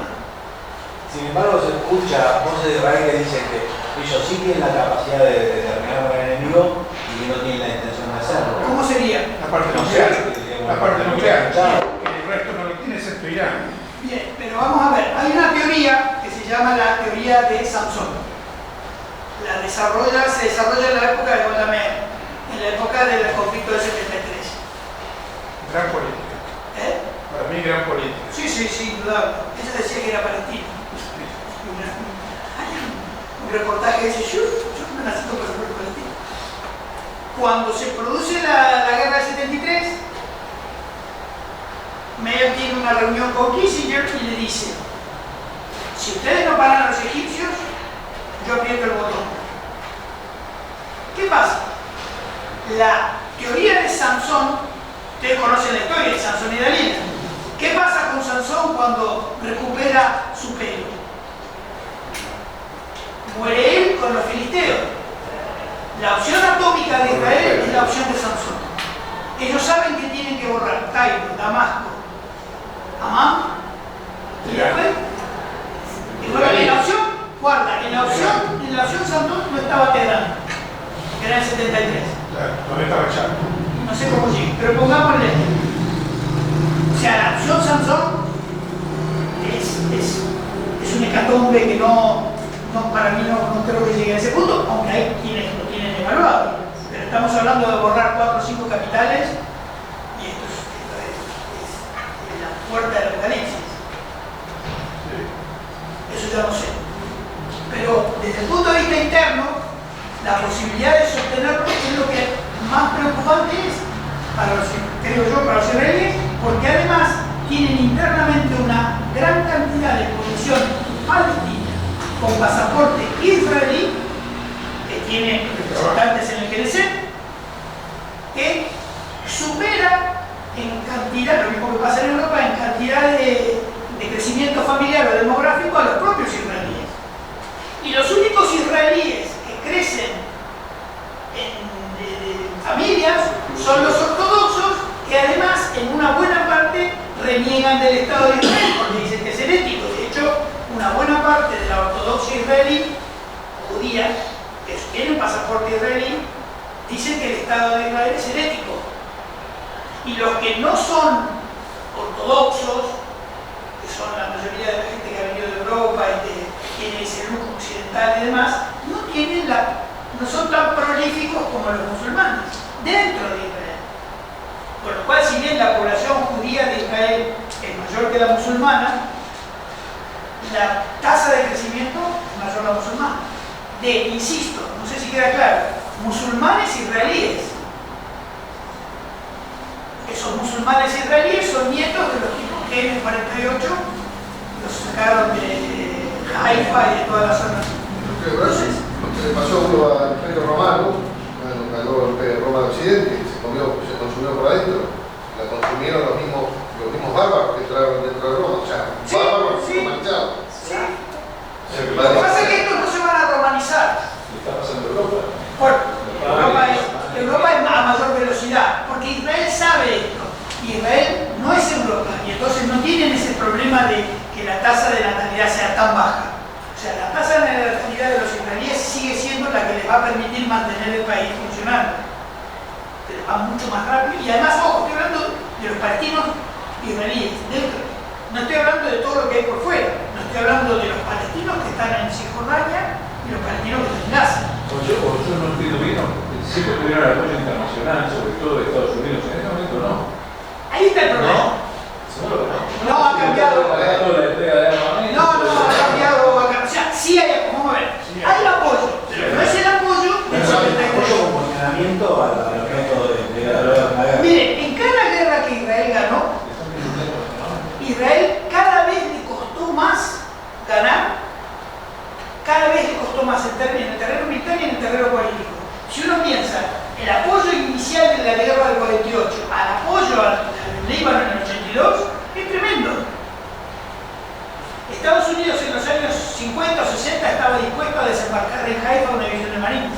Ahora usted no le dice a la madre de un marín en Iowa que el hijo va a ir a pelear por Israel. No. No. Y se acaba de No, Dios.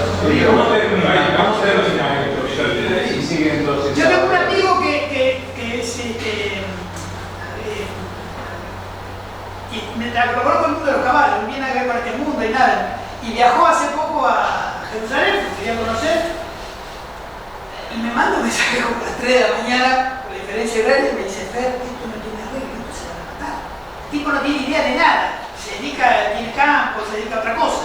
Pero es tan notorio que alguien que es una persona que fue a ver Tierra Santa, el Santo Sepulcro, la banderita, y dice, esto se va a matar todo ya. O sea, se percibe, cuando uno está ahí, se percibe el ambiente que es un ambiente de una tensión tremenda. Disculpame, ¿cuáles serían los posibles desenlaces, digamos, en función de todo el esquema de Europa?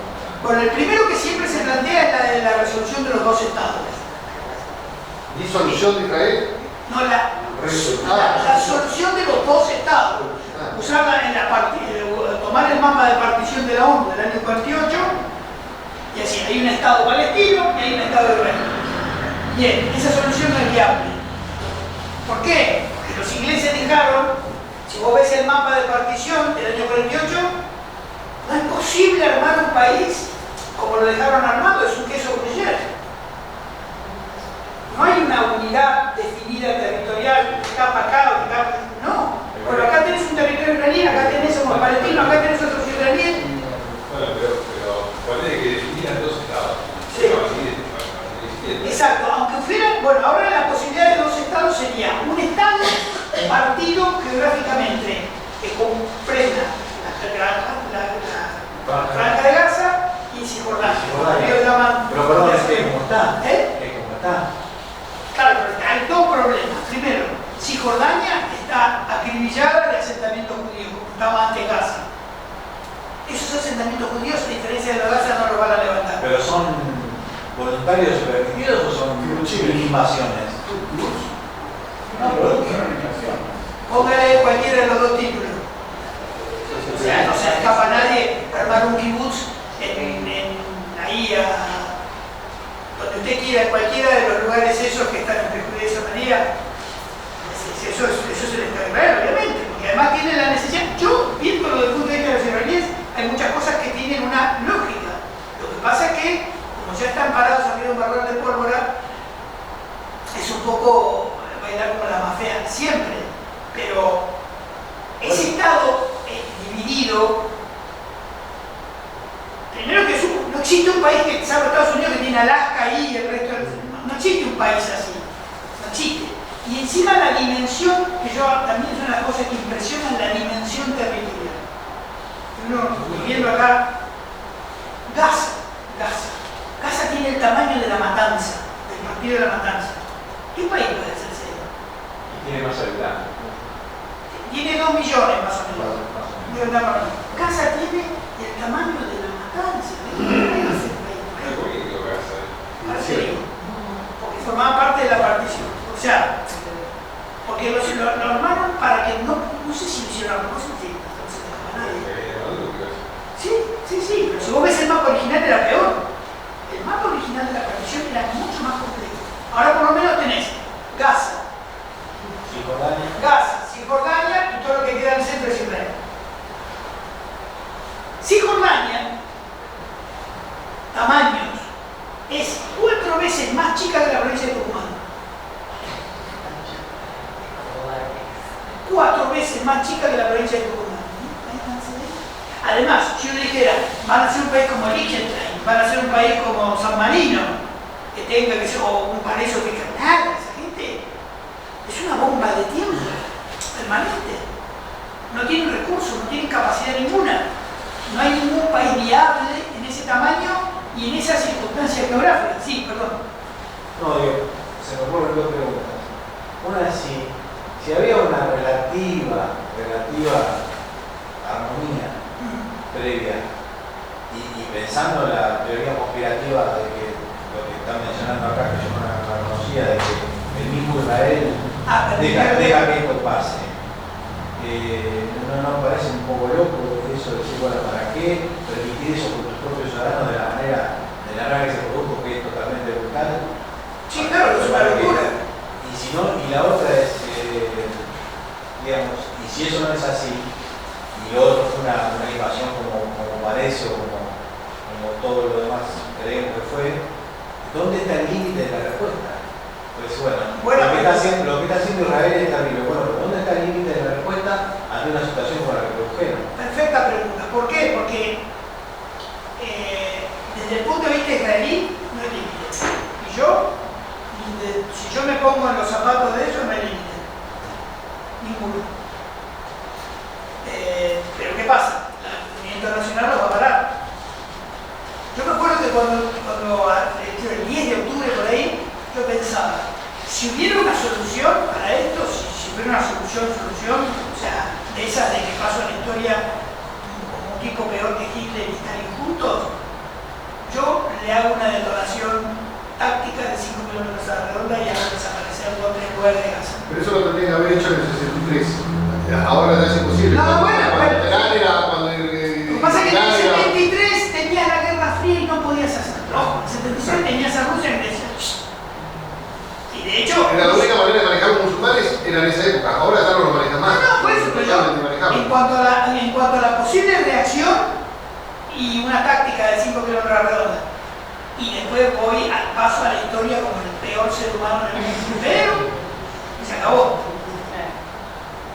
Ahora, lo que están haciendo ahora es lo mismo, pero despacito. Como desenlace probable, vos pusiste los dos estados. Como desenlace probable, vos pusiste hablando primero de la solución de los dos estados. Pero creo que no va a andar. Que no va a andar. No. ¿Qué otros desenlaces probables hay? Esto mismo que estamos viviendo de forma continua. No se va a terminar. Sin solución. Es una. O sea, van a seguir generaciones Sí. así. Hasta que no sé qué puede pasar en el. ¿De dónde saca recursos Israel? No hay más generaciones. ¿De dónde saca recursos Israel si no tiene el apoyo de la comunidad internacional? Y ahí es donde Israel tiene un problema. Porque mientras hasta la fecha, Israel sí lo tuvo. Y lo va a seguir teniendo, no es que se le corta. Pero ¿de dónde lo sigue teniendo? ¿De dónde lo sigue De teniendo? Estados Unidos y de Europa, fundamentalmente. O sea, Estados Unidos, el compromiso de Estados Unidos con Israel es, por ahora, inacabable. Y para siempre, indudablemente. Por ahora inacabable. Hasta que pueda pasar algo que se le escape de la mano a Estados Unidos. Porque puede pasar. Suponete, el tipo aprieta el botón. Listo, liquido 500.000 personas en 3 horas. Ya no sé qué dice Estados Unidos. O sea, puede pasar algo que supere a Estados Unidos. Pero en un estado así en una especie de... Ya no se conoce como baja intensidad. Una guerra de baja intensidad tiene picos. En una guerra de baja intensidad, esto puede durar generaciones. No es más fácil que el mundo musulmán aplaque a Israel en vez de No, porque el mundo musulmán tiene otra visión de esto. Tiene una visión muy distinta, que es muy interesante, que los que estamos dentro de la conocemos, porque lo dicen. La primera, juega mucho al crecimiento de la población palestina dentro de Israel, como un factor de presión. tiene tiempo. La segunda, que lo dicen siempre, yo estuve un tiempo en el Cairo, era frecuente la comparación. Ellos dicen, a ver, ¿cuánto duraron los estados cruzados?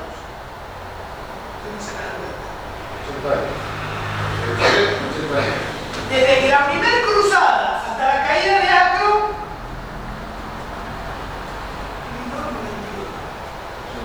No, pero Jerusalén 80 años.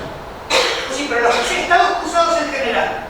Porque cuando cae Acro, en el que hoy es Acre, Israel, que hoy es Israel, Jerusalén había caído antes. Pero bueno, cuando llegan a Jerusalén en el 87, hasta que el último cruzado abandona Tierra Santa. No llega a 200 años. ¿Quién se acuerda de eso ahora? Y entonces ellos dicen, ¿cuánto es que llevan esto acá? Ah, 75. ¿Qué hacen así, ¿Cuánto llevan? 75 años. Tremendo. Básicamente, los tipos políticamente, es una democracia. ¿Qué? Israel es una democracia, Sí. ¿no? Un primer ministro. A ver, internamente dentro de Israel, tiene que tener de hecho hay, hay una facción militar que quiere arrasar con todo y hay una facción socialista, Sí, socialdemócrata, el Partido Socialista. Sí. que están iguales, o sea, Sí, una vez porque- gana uno, otra vez gana otro, y si ganan los socialistas, en este caso los votantes de Netanyahu, pueden levantar, que es lo que quieren dentro de Israel, es levantar la presión armamentística sobre Palestina. Pero Sí, pero hay un... eso dentro, interno, ¿y el interno cómo es? No, pará, el interno es Lo acaban de que echar. no hay duda respecto a la lucha contra los palestinos, excepto en la extrema izquierda que llegaron ayer y dicen, no, pero esos son dos. Vos agarrás a Shimon Peres, que se murió y que firmó Pedro, Shimon Peres peleó y volvería a pelear. O sea, entonces, a lo que voy es que tanto lo que es el laborismo o Likud, lo que vos quieras, los dos, hay una política de Estado inamovible, que es la lucha por la supervivencia de Israel. Y como hay una situación de amenaza permanente, no tienen margen para decir, dejemos de pelear. Pero si dejan de hacer presión, implosiona, digamos. ¿No? Si dejan de hacer presión, Israel implosiona. Sí, exacto, no, o sea, Dejando ni escuchando el globo, porque yo sé. y los dos Sí, inflados. sí, No, el partido no hay oficial. una línea, puede haber, sí hay matices, están ahora, o sea, bien, Netanyahu, por ejemplo, tiene una serie de cuestiones internas, hay cuestionamientos, pero nadie duda de que hay que darle leña, eso no hay duda. Vos agarrás todas las líneas en la misma, incluso las religiosas. Incluso, ¿qué dijiste?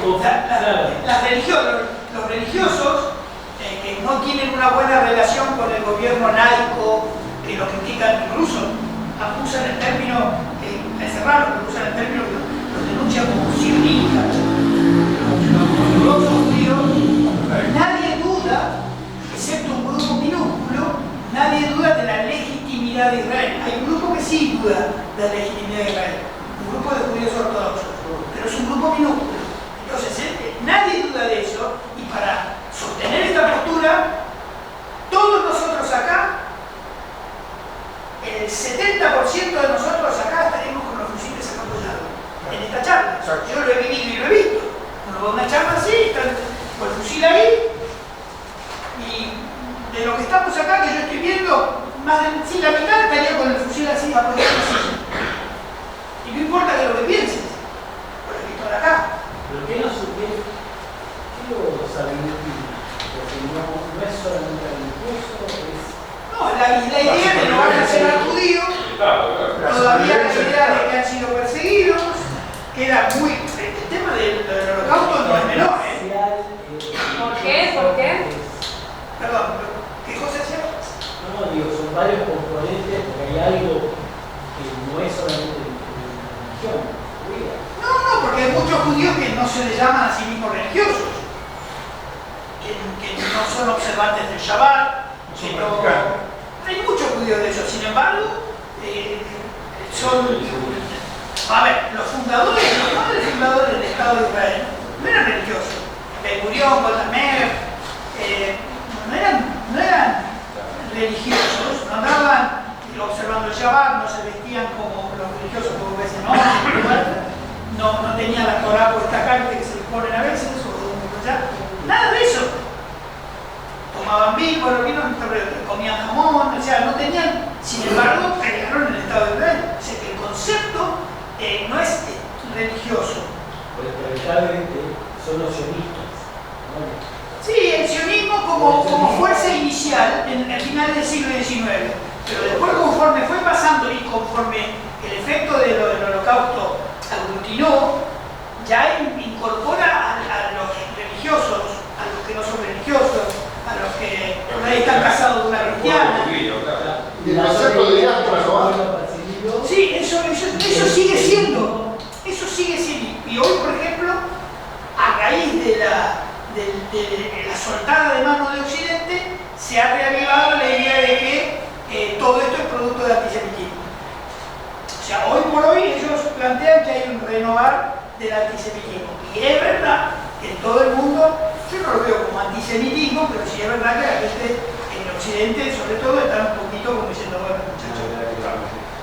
Sí, bueno, pues se llega, sí, por eso, hoy le llaman civilismo a que uno opine en contra de la guerra. En lo que yo me dedico tengo que tener tanto cuidado de cada cosa que hablo, con los propios israelíes, que hay muchos israelíes, con la comunidad judía que tiene alguna vinculación con el área política nuestra. Yo hablo de esto con ellos y aunque me conocen y los conozco, voy pensando a ver cmo voy a usar las palabras. Fernando, ¿y qué pasa con los ciudadanos de Gaza, digamos? Una roticería. Corren, Una roticería. ¿Están ajenos a esto? No. ¿Quieren la paz? Ahora, eso, ahora te entendí, no. Hubo un error inicial, incluso en analistas, que planteaban que los palestinos de Gaza eran víctimas de Hamas. Exacto, porque yo quería saber cómo no. El problema es Que no, Hamas. que además de octubre ahora, está como, viste que la situación de crisis de Argentina inexplicablemente nivel en las encuestas. Bueno, jamás suben las encuestas por lejos, porque además, que ese es el problema de este conflicto. ¿Cuántos años tiene la chica? 15. Cuando la chica ve que a vos te acaban de volar la cabeza, la chica va a agarrar un fusil, porque a tu papá también se le hicieron. No tiene fin. Entonces dice, ¿quién jamás? Muy bien, que se metieron allá y reventaron la fiesta, que se pues muy bien. La idea, yo lo he escrito en el grupo de trabajo nuestro, no hay que tener la idea de que un tipo de Gaza, cuando atacan los hospitales, los israelíes atacan los hospitales porque, es verdad, las dos cosas son verdad, que usan los hospitales como centro de operaciones y es verdad que los israelíes saben que hay gente en un hospital, pero el parámetro de esta guerra es ese. Pero uno lo que no puede equivocarse es en interpretar el parámetro de esta guerra de otra manera. O sea, los hospitales son área de combate para ambos.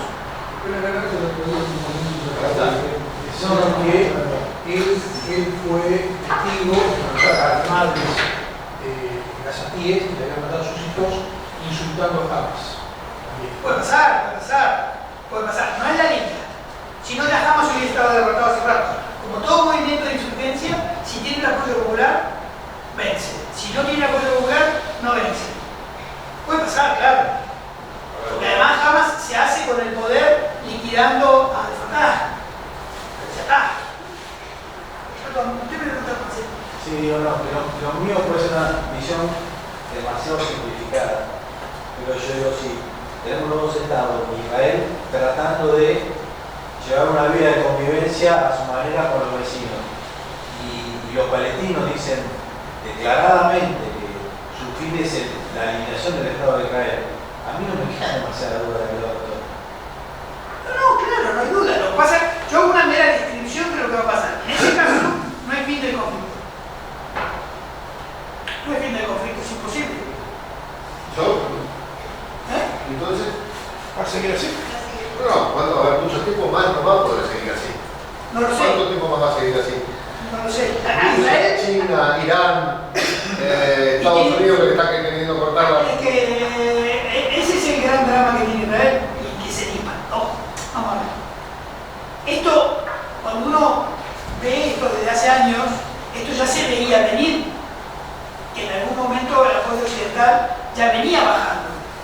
Yo lo comenté recién. De cada guerra que Israel ganó a los árabes, y hasta ahora peleó solo con árabes, no peleó con otros musulmanes, no peleó con iraníes, no peleó con turcos, no peleó con pakistaníes, que le están poniendo en la mira. Antes no tenía problema con esos países. De hecho, Irán, inmediatamente que se crea el Israel, lo reconoce.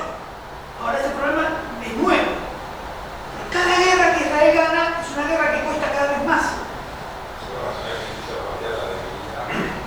Es que lo ven ellos, que lo dicen ellos, esto está liquidado, ellos lo dicen. ¿Cuántas generaciones? No sé. Pero ellos reconocen la sangre de huelen porque es una cuestión de meramente tiempo. No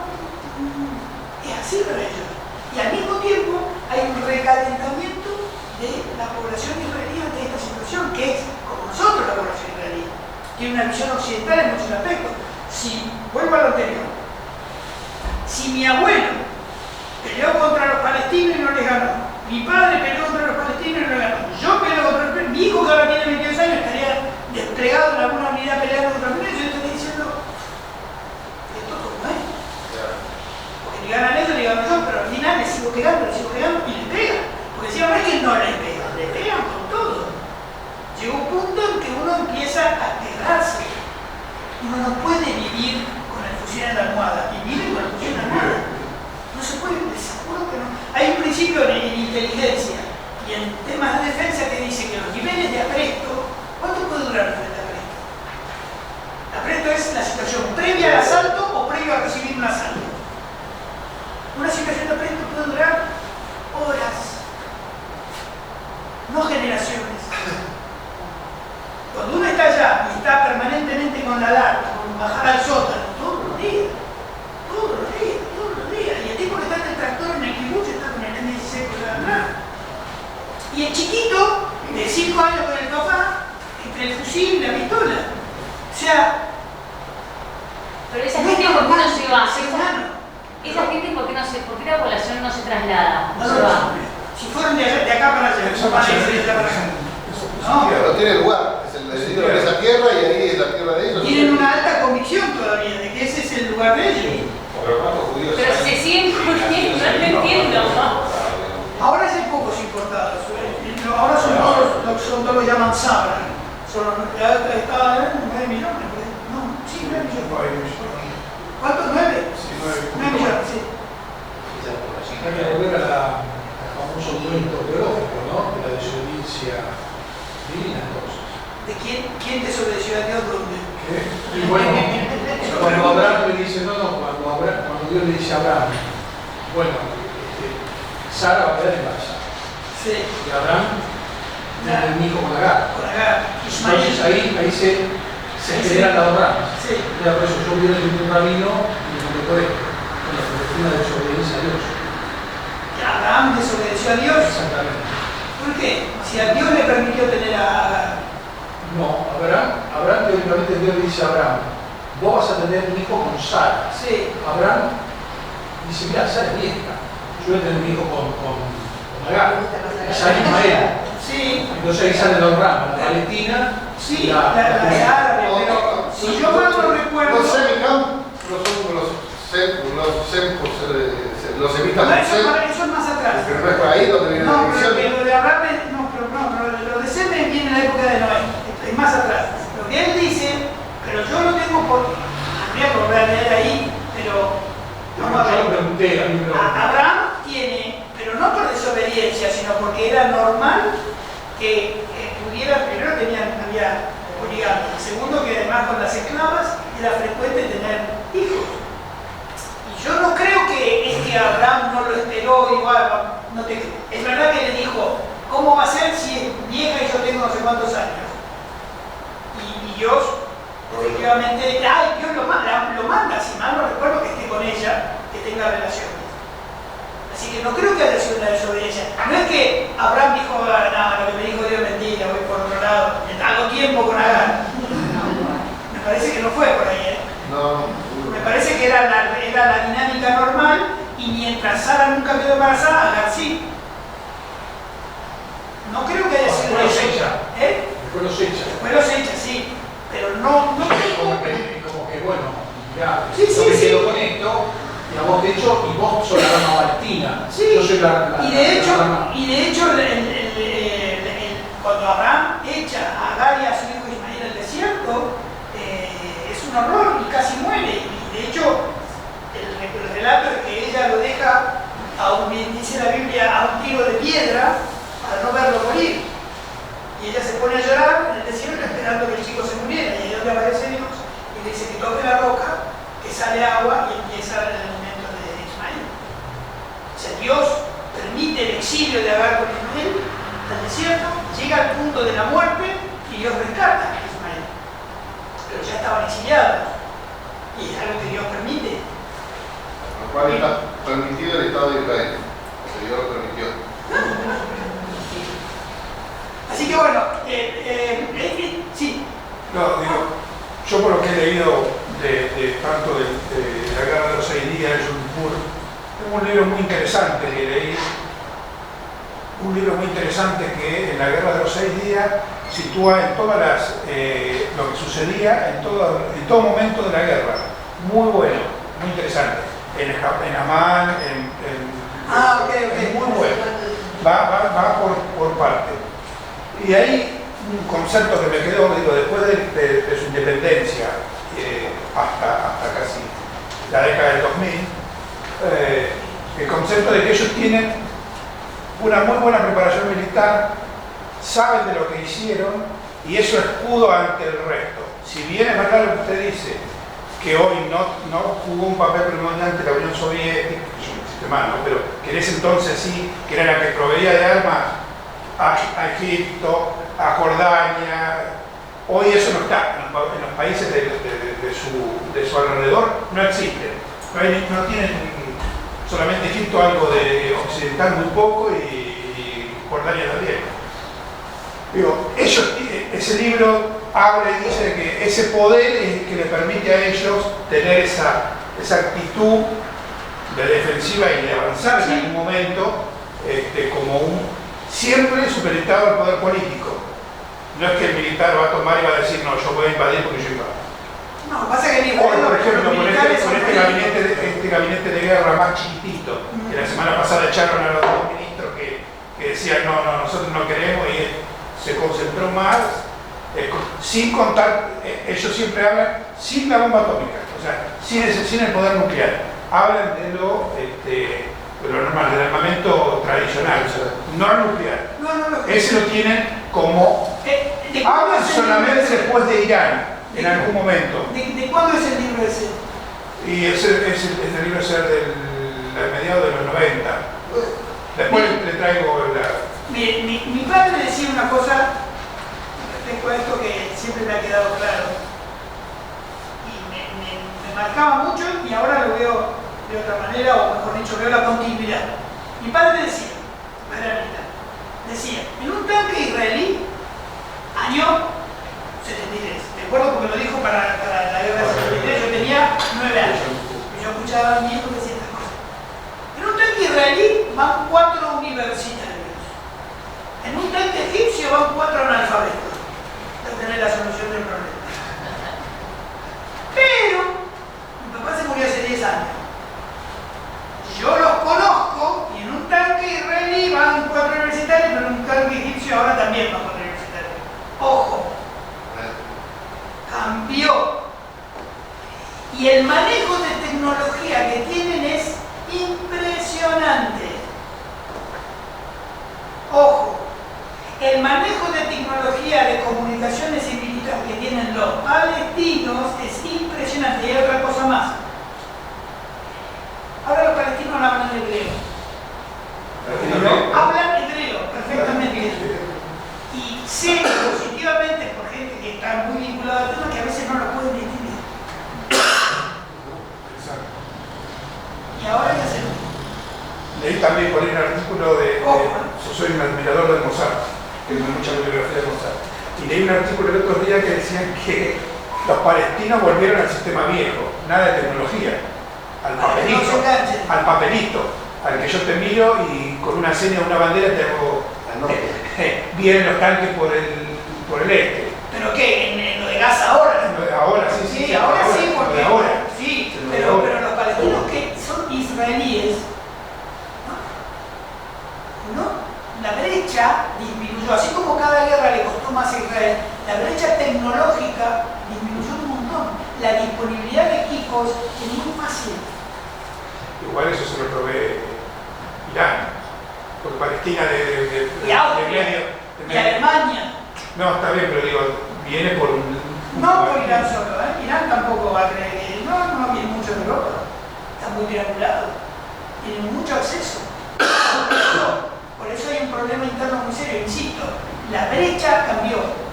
La brecha tecnológica, la brecha humana, la brecha de preparación. Hoy un palestino promedio va a la universidad, habla hebreo, parece israelí. Eso es un problema serio para la comunidad. Entonces, todo esto lo disparó, volviendo al inicio de la charla, todo esto lo una novedad. Pero Estados Unidos salió a convencerlo a Netanyahu que no vaya por este lado, ¿no? Por lo cual lo que se veía ahí. No, yo creo que, no sé. Era imposible que no le dieran esta paliza. Era imposible, o sea, ¿no? ¿Qué iba a pasar? Sí.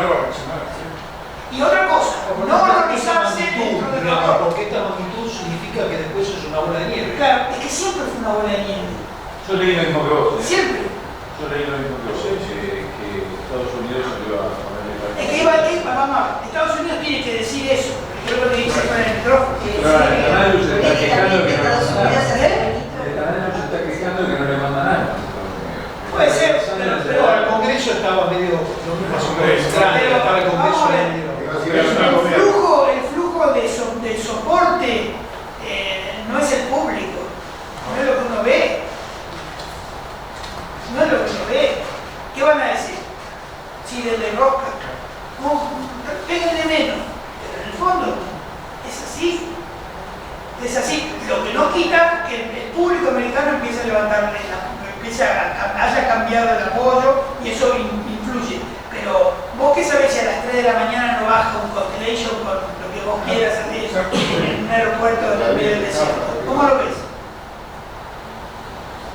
Sí, un Constellation es medio viejo, profe. Un Un jumbo de Atlas, pero un Constellation es medio viejo. ¿Quién te lo puede? Lo que quieras. Es decir, yo no creo que Estados Unidos, por bajo cuerda, no siga haciendo lo que tiene que hacer. Y en cuanto a la guerra, lo que hablábamos hace un rato de los hospitales y que yo, hay que hacerse la idea que es así. Lamentablemente es tan trágica como es. Por eso ustedes me han escuchado más decirlo y lo repito siempre. La guerra es un jinete del apocalipsis. Cuando uno cruza esa línea, hay un chiste israelí de la época de Ariel Sharon. ¿Ustedes se acuerdan de Ariel Sharon? Tipo duro. Después de la segunda intifada, él aparece en casa, entonces con los periodistas, qué sé yo, para ser político, y aparece un chiquito palestino. Entonces este fue la foto, le acaricia la cabecita así, qué sé yo, a los periodistas. Dice, ¿y cómo te llamas? Dice, Mohamed. Ay, ¿cuántos años tenés? Dice, en julio voy a cumplir 7. Si llegas a julio. ¿Lo dijo? Era un chiste israelí. Si no le vieron, le dejan el palo. O sea, el concepto es un chiste israelí, ¿eh? Había salido en el Jerusalem Post. Y hay otro americano, cuando hablan de armamentismo, que dice, el político dice, con una mano acaricio la cabeza del bebé y con la otra le saco el chupete. Hablando de armamentismo, es uno de los libros que leí, un político americano dijo eso. Por eso la tragedia es así. Uno tiene que entender que uno no se puede detener, cuando uno hace análisis de esto, uno no se puede detener en bombardear un hospital o matar a unos civiles. Y además, ya no hay civiles. Es una guerra donde no hay civiles, no hay militares. Ese es otro factor. Y hablando del grado de avance de Israel sobre el territorio de Gaza, ¿cómo está eso? ¿Cuál es el grado de avance? Aparentemente es completo, con la dificultad que militarmente jamás no ha podido ser todavía liquidada. Es un problema bastante complejo porque se calculó que iba a ser más rápido el descabezamiento militar de Hamas. Lo que pasa es que Hamas ya no es una unidad o una estructura meramente militar, sino que tiene un apoyo poblacional político muy grande, con lo cual realmente hacer desaparecer Hamas habría que pensar que habría que hacer desaparecer una parte de la población de Gaza. Por eso pasó de ser medio vertical a ser horizontal, ¿no? Totalmente. La chiquita, la hija tuya, o el hijo que de repente ve y esto y agarra el fusil y empieza a los tiros con 6 años. Sí. Ya está en ese nivel. La verticalidad militar no está más, porque además implica lo que es propio de una guerra urbana y en estas circunstancias que todo, lo que decía diciendo del palito de que se unió, todo cambia, todo cambia. Entonces es muy difícil que puedan descabezarlo políticamente. Y en cuanto al alcance de cuánto ha llegado, va a ser muy difícil porque todo esto recalentó la relación con Egipto. Y entonces Gaza hace límite con Egipto. Y los israelíes tienen un corredor que se llama Filadelfia, que hace que, digamos, es una buffer zone donde supuestamente no puede haber un palestino. ¿Cómo? Aparentemente que va a haber un pacto entre Egipto y Arabia Saudita, que va a tomar como algo de paz, un tratado de paz. Pero antes de esto, o ahora Parece que a raíz de eso, no, al contrario, pudo haber sido un factor que sea empezar todo esto. usted se refiere al pacto de Abraham. Claro. Sí, se llama así, le pusieron Abraham. Es Israel, Arabia Saudí y Egipto. Sí. Iba a ser para noviembre del año pasado. Por eso fue un factor porque se fue. Sí, era un pacto como todos estos pactos que pueden ser papel mojado, pero efectivamente Arabia Saudí firmando un pacto con Israel era un poco complicado. Y al final no pasó. ¿Qué pasa si Pero gana comercialmente están volando ¿Qué pasa? la si línea. gana Trump? No lo sé. Hay más Sí sé apoyo lo que va a pasar en americano. Ucrania, pero no sé lo que va a pasar acá. No, si gana Trump, ¿qué pasa con Israel? Si hay más apoyo americano a Israel, si gana Trump. Sí, lo que pasa es que no sé cuánto margen va a tener para que las cosas empeoren. Si hubiera estado Trump el 7 de octubre, es distinto.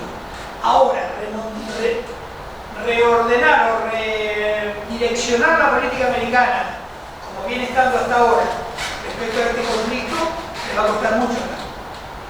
Te repito, sí sé que con Ucrania va a cambiar. Ucrania va a terminarse. O va a buscar que se termine. Ucrania es otra cosa. Pero Ucrania va a ser perdedor. Va a negociar con él. Bueno, sí, no, bueno, me cambié un poco el tema, pero... No, muy bueno.